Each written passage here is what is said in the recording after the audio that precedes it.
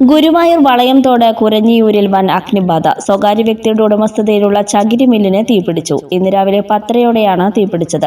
മണിക്കൂറുകൾ കഴിഞ്ഞിട്ടും തീ നിയന്ത്രണ വിധേയമായിട്ടില്ല. ഗുരുവായൂർ, കുന്നംകുളം, തൃശൂർ അഗ്നിരക്ഷാ നിലയങ്ങളിലെ സ്റ്റേഷൻ ഓഫീസർമാരുടെ നേതൃത്വത്തിൽ തീ അണയ്ക്കാനുള്ള ശ്രമം തുടരുകയാണ്.